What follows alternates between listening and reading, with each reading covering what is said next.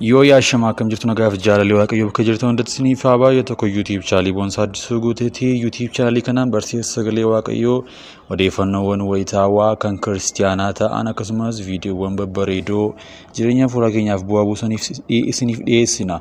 Tarii YouTube channel kanaaf haaraa yoo taatan subscribe gochuudhaan maatii keenyatti dabalamaa isiniin jenna. Viidiyoowwan haaraa yeroo yerootti gadhiisnu dafanii akka isinii dhufaniifis mallattoo beelii banaa gochuu hin dagatina. Oduu amma nu geessinitti himnaa Raajii Bulaa Tamasgeen hidhamuu odeessi nu dhaqqabeenii hima. Sababa itti hidhameef kan hin baramne yoo ta'u torbee tokko dura Raajii Bulaan miidiyaa Divine Show kan Pastor Sophonias Moonlaalliin hoogganamu irratti interview godhee akka ture beekamaadha.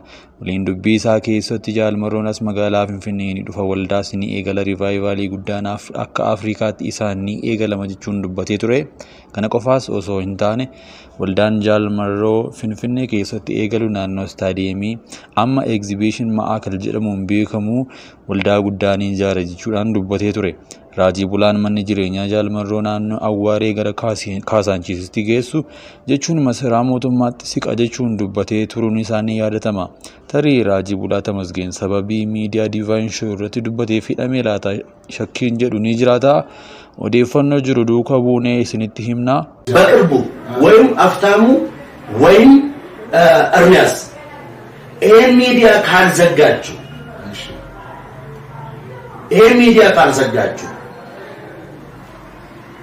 በቅርቡ ከናንተ መካከል አንድ ሰው ይሞታል ካልተመለሳችሁ ማለት ካልተመለሳችሁ ግዴለም እንግዲህ አብይ ፈቶ ከለቀቃቸው ሰዎች መካከል አንዱ ሰው ነው። ይሄ ሁለት እኔ ብዙ ሰው ነው ያውቃልና ሁለት ደቂቃ ብዙ አይደለም ብዙ ነው። እንደዚህ ነጭቼ ስብርብር ያለ ምንድነው አጥንቱ ስብርብር ያለ እንደዚህ ነው ካለው ይሄዳል። ፕሮፌሰር ሶ ፈውጣው ሶ ተሰበረው ጌታ ደግሞ አሁን እንደዚህ ያለ ከዚህ አሁን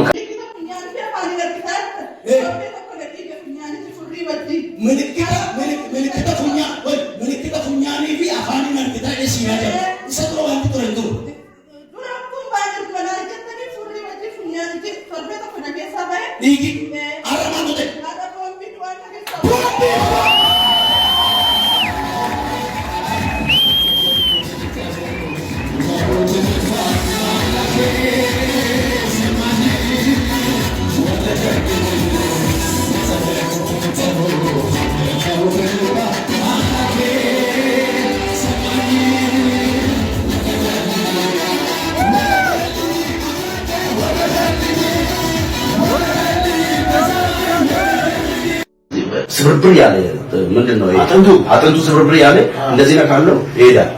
ፕሮፌሰር ሶ ፈውጣው ሶ ተሰበረው ጌታ ደግሞ አሁን እንደዚህ ያለ ከዚህ ነው ወጥቻለሁ።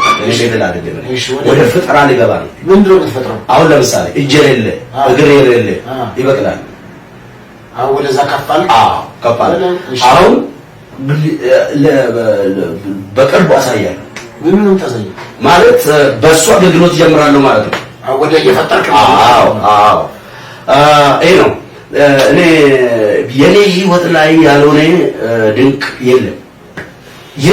እስቲ እንደው ለምሳሌ የለም በደፈናው ሰው ያለው እኔ በብዙ አለ ከፈለክ ዶክመንት ማለት እሰጣለሁ እኮ እሺ ዶክመንት እሰጣለሁ። ያለ ዶክመንት ያለ መረጃ አላወራም። እኔ እንደዚህ ያለ ሰው አይደለም። እንደ በፊቱ አይደለም። አንተ ጋር መጥቶ ያለውን ነገር የሚያወሩ ሰዎች እንደዚህ አይደለም።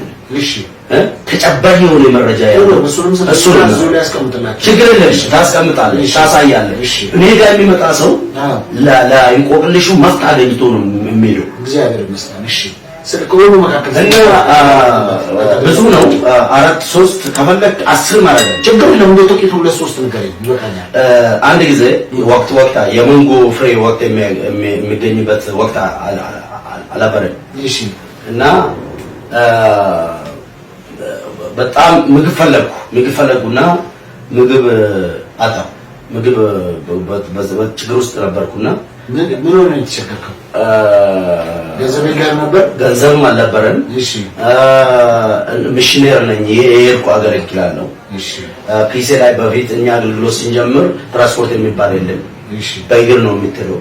ሁለት ቀን ሶስት ቀን በእግር ነው የምትሄደው እና የሄድኩ ወቅቱ አይደለም በጣም ውስጥ ምግብ ፈልጓል በጣም ርቦኛል እና እጄ እንጨቱን ያዝኩ የማንጎ የት ነው ቤጊ የሚባል ነገር ቤጊ ምራወዴ ቤጊ እሺ ቤጊ እዛ ጠለኩና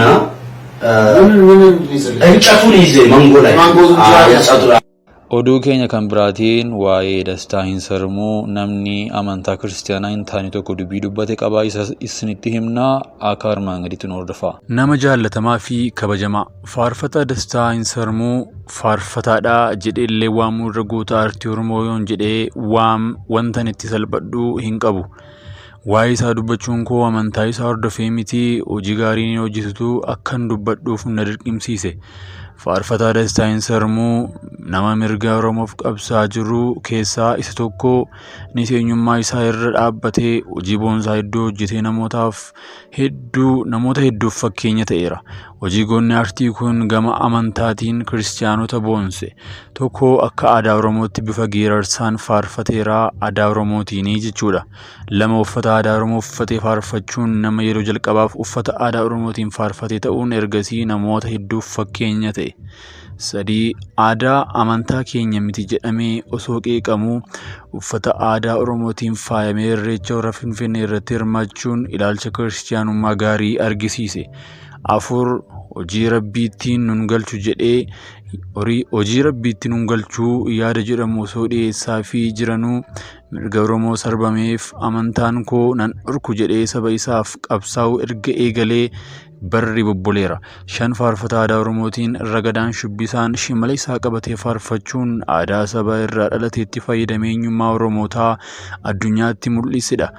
Kun muraasa isa hafe faarfannaa isaa irraa argattu. Faarfataa dastaa hin sarmuu Waaqayyoon umurii kee haa dheeressuu saba keef waggaa dheeraa jiraadhu bara tajaajila keesiif haa dheeressuu ani eenyummaa kee ilaaleen malee nama amantaa Pirotestaantii hordofu ta'een miti kan waa'ee kee muraasa barreesse nuuf jiraadhu.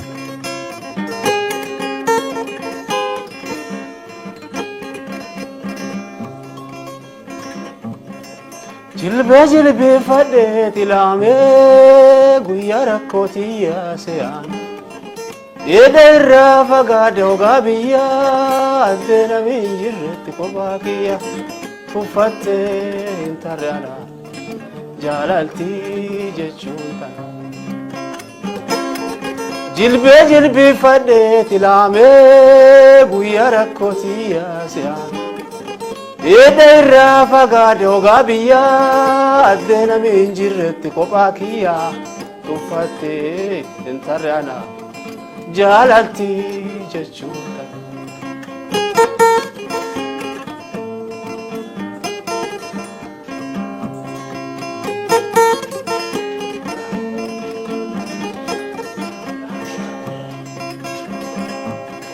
Hibboo asii achi yaate dhuttee hiite tarkaanfachuu ana kuttee diqquma kaayinfanni famini fannoo barreeffadhee kennadhe sitti yalloo kayyootaa fi hurrii urte ergan turree buutii yadutte.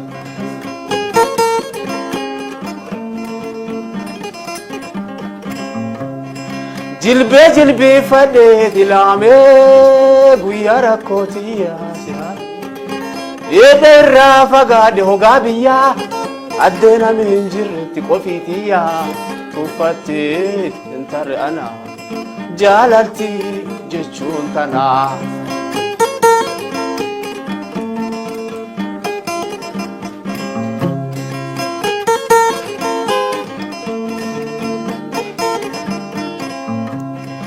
Inchatti taane gadhe middee gaaffii hedduun narraa ka'uu didde irreecha dhattee natti danaa mixaa alle maqaa keetiin gaafuu xixaa jaala caaltuu itittuu mi'i obboleessi dansaan si'i.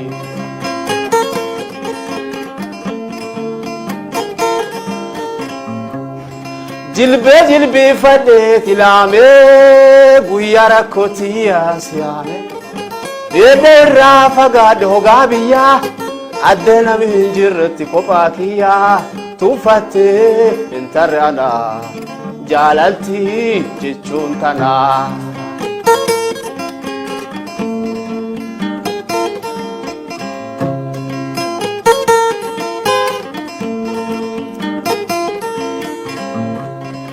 Lapeti ya ado si egadhu turtiteti nadaqadde qadhu ya babula ado ditu irba murtefade esene gose jilba guute anafi ofotentiya e ulfadu godekiya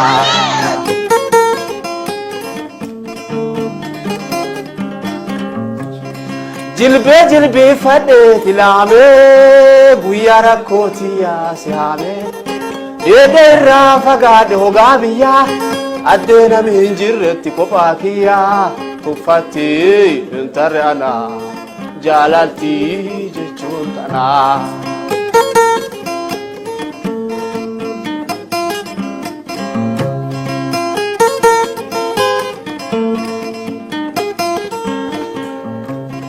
Kattata keessa ejjataa cabbii tarkaanfachuu na dhoobite tarbi futoo bawaa dhabee seenee darbu midhadhee waan midhadhe san hin dhaggu guyyaa dhabaa kaanitti iyyuu obboleessa ardaa hiyyuu.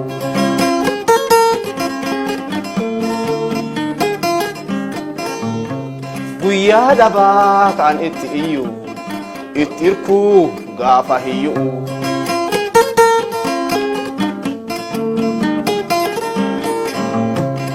Jilbe fade tilame guyara kotiya siame ederra fagade hogabiya adena mi hinjirti kopakiya tufati intarre ana jaalalti jechuun tana.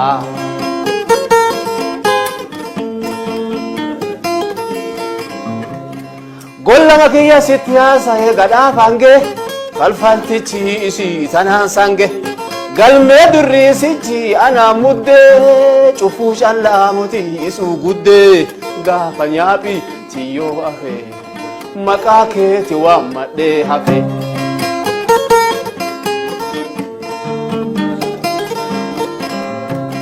Gaafa diinni tiyo hafe maqaa keetti irkadhe hafe.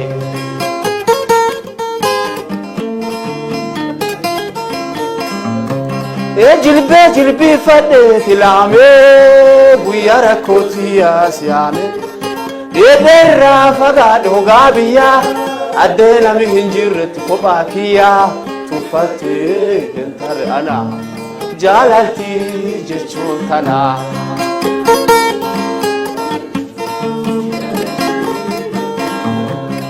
Tufate intarre ana jaalalti jechuun abbootana.